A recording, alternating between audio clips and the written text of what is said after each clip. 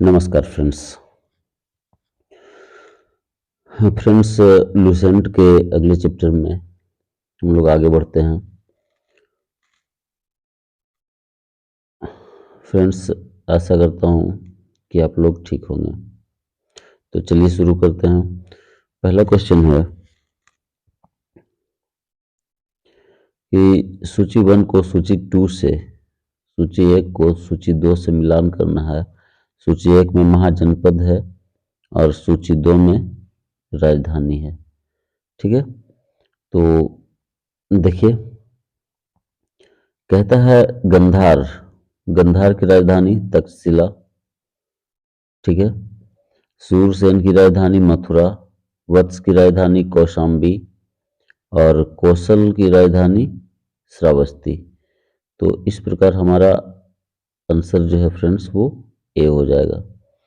अब है हर्यंक वंश के किस शासक को कुनिक कहा जाता है?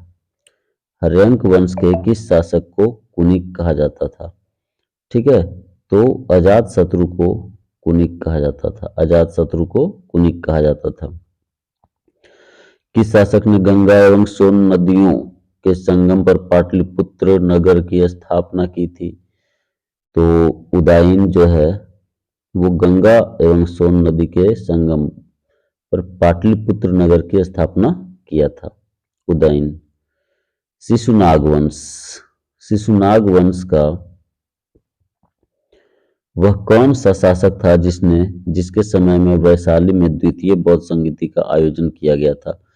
तो कालाशोक जो था, ठीक है, शिशुनाग वंश का कालाशोक शासक था जिसके समय में क्या हुआ था? वैशाली में द्वितीय बौद्ध संगीति का आयोजन किया गया था कालाशोक के समय काल में। 323 ईसा पूर्व में सिकंदर महान की मृत्यु हुई थी बेबीलोन में। कहाँ हुई थी? बेबीलोन में। ठीक है, सिकंदर महान की मृत्यु कहाँ हुई थी? बेबीलोन में। सिकंदर एवं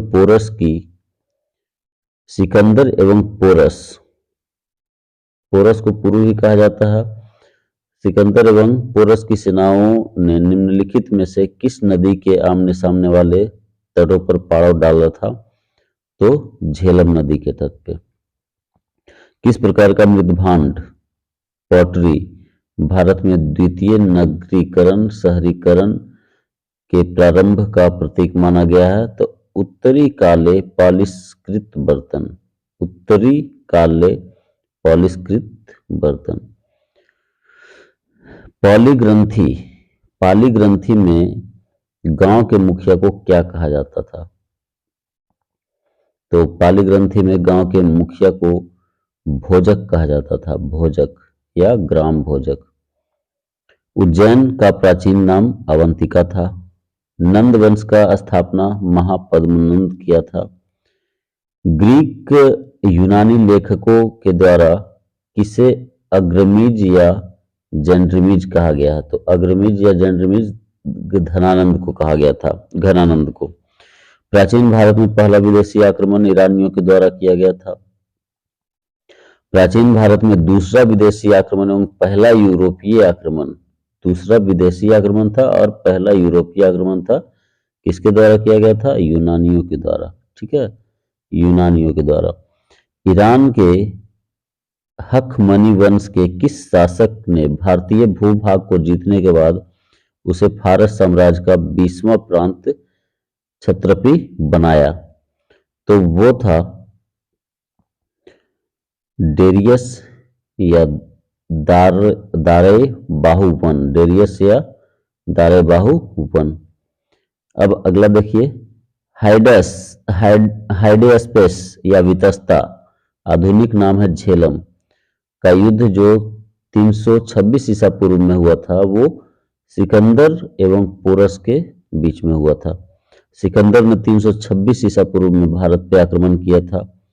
अब सूची 1 को सूची 2 से मिलान करना है। सूची 1 में है शासक और सूची 2 में है वंश का नाम। बिंबिसार हर्यंक वंश से कालाशोक शिशुनाग महापद्मनंद नंद वंश और बिंदुसार मौर्य वंश का शासक था। तो हमारा आंसर हो जाएगा फ्रेंड्स बी। ओके, अब देखिए 18 नंबर क्वेश्चन, महाजनपद का आधुनिक नाम। ठीक है, तो महाजनपद का आधुनिक नाम है, मगध का आधुनिक नाम पटना एवं गया के जिले। ठीक है, वत्स इलाहाबाद, कौशल अवध और अवंती मालवा।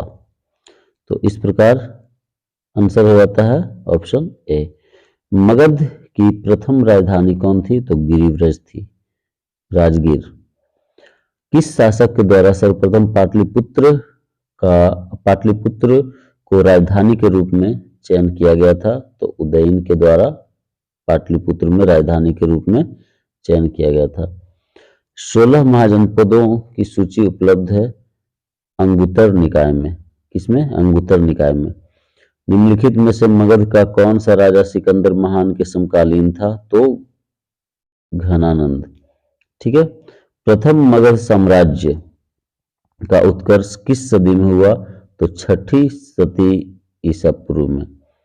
सिकंदर की भारत में सफलता के क्या कारण थे? तो सिकंदर के भारत में सफलता का कारण था, भारत में तब तक कोई केंद्रीय सत्ता नहीं थी, उसकी सेना एक श्रेष्ठ प्रकार की थी, उसे देशद्रोही भारतीय शासकों का सहयोग मिला और वह एक अच्छा प्रशासक था। ठीक है, सूची 1 को सूची 2 से मिलाना है, राजा और राज्य। प्रगोत जो था वो अवंती का राजा था, उदयन वत्स का राजा था, प्रसेनजीत कौशल का राजा था और अजातशत्रु मगध का राजा था। चलिए आगे देखेंगे।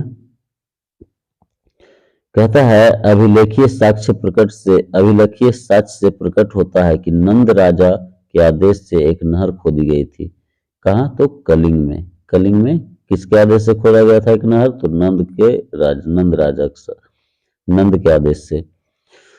पहला ईरानी शासक जिसने भारत के कुछ भाग को अपने अधीन किया था, ठीक है, तो वो कौन था? डेरियस। मगध के राजा अजातशत्रु का सदैव किस गणराज्य के साथ युद्ध रहा? तो वज्जी संघ यानी कि वैशाली से। वज्जी संघ के विरुद्ध मगध राज्य के किस शासक ने प्रथम बार रथ मूसल, एक ऐसा रथ जिसमें गदा जैसा हथियार जुड़ा जाता था और महाशिलाकंटक पत्थर फेंकने वाला एक युद्ध यंत्र, ठीक है, नामक गुप्त हथियारों का प्रयोग किया था? तो अजातशत्रु। कौन किया था? अजातशत्रु। नंद वंश का अंतिम शासक था घनानंद। भारत में सिक्कों का या मुद्रा का प्रचलन कब हुआ? तो 600 ईसा पूर्व में हुआ था। देखिए 3 राजा है, अजातशत्रु, बिंदुसार और प्रसेनजीत। ठीक है, इनमें से कौन कौन बुद्ध के समकालीन थे? तो बुद्ध के समकालीन राजा थे अजातशत्रु और प्रसेनजीत। कौन थे? अजातशत्रु और प्रसेनजीत। ठीक है, अगला देखेंगे। 6ठी सदी ईसा पूर्व के दौरान बड़े राज्यों के उदय का मुख्य कारण क्या था? तो बड़े राज्यों का मुख्य कारण था उत्तर प्रदेश और बिहार में व्यापक पैमाने पर लोहे का उपयोग किया जाना।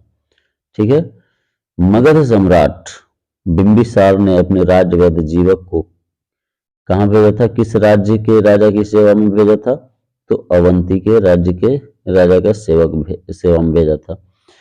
किस शासक ने अवंती को जीतकर मगध का हिस्सा बना दिया? तो शिशुनाग अवंती को जीतकर मगध का हिस्सा बना दिया था। किस मगध सम्राट ने अंग का विलय अपने राज्य में कर लिया? तो बिंबिसार ने। शिशुनाग ने किस राज्य का विलय मगध साम्राज्य में नहीं किया था? तो काशी का विलय मगध साम्राज्य में नहीं किया था। काशी और लिच्छवी का विलय मगध साम्राज्य में किसने किया? तो काशी और लिच्छवी का विलय मगध साम्राज्य में किया था अजातशत्रु ने।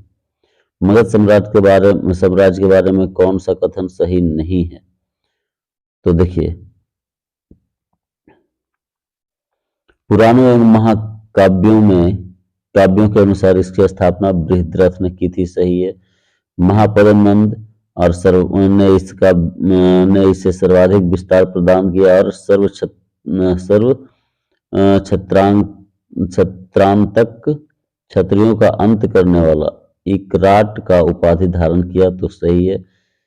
गिरिव्रज, राजगृह, पाटलिपुत्र एवं वैशाली इसकी 4 राजधानियां बनी, ये भी सही है। तो हमारा आंसर इसमें से कोई नहीं, गलत है। ठीक है।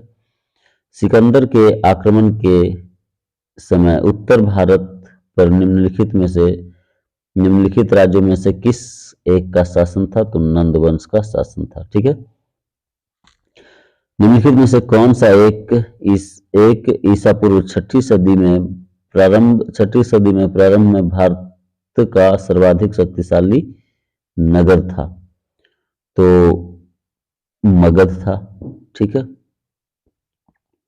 निम्नलिखित में से कौन कौन से भारत पर ईरानी आक्रमण के प्रभाव के रूप में माना जाता है? तो इसमें सभी हो जाएगा। ठीक है। खरोष्ठी लिपि का प्रकार, अभिलेख उत्कीर्ण करने वाले कला की प्रकार, ईरानियों की छत्र प्रणाली का प्रचार, एक घंटा आकार के गुंबज का कला का प्रचार और स्त्री अंग रक्षकों की नियुक्ति। तो ये सभी है।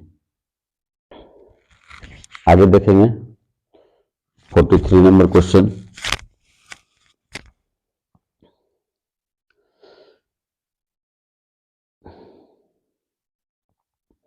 निम्न में से कौन सा एक सिकंदर के आक्रमण का प्रभाव नहीं था? तो उसने उत्तर भारत को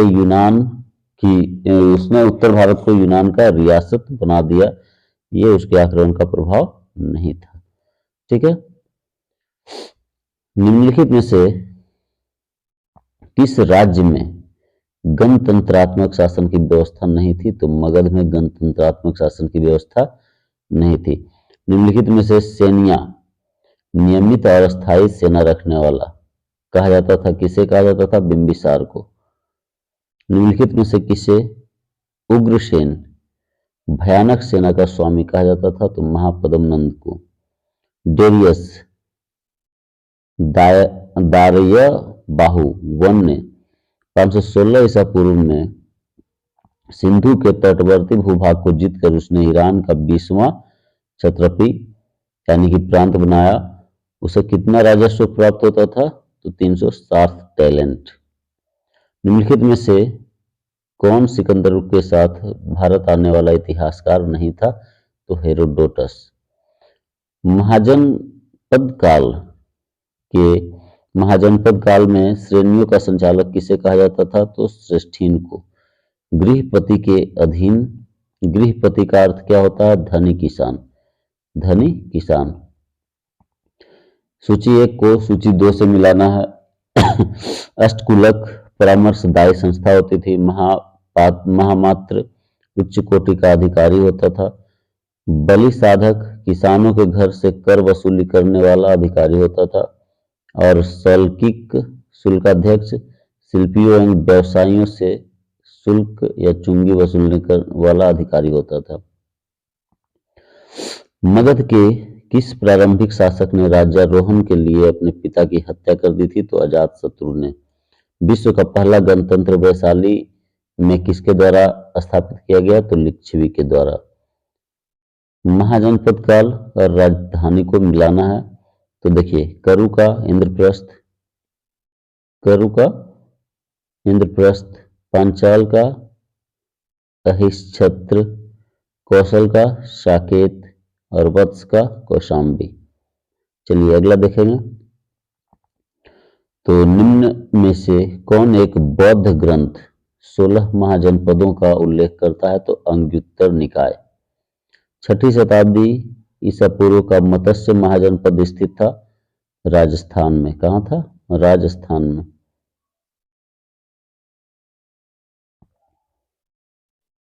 और निम्नलिखित में से किस नदी का नाम पहले वितस्ता था? तो झेलम का।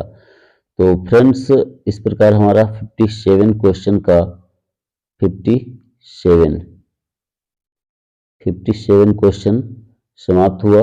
और आशा करेंगे कि आप इसे लाइक,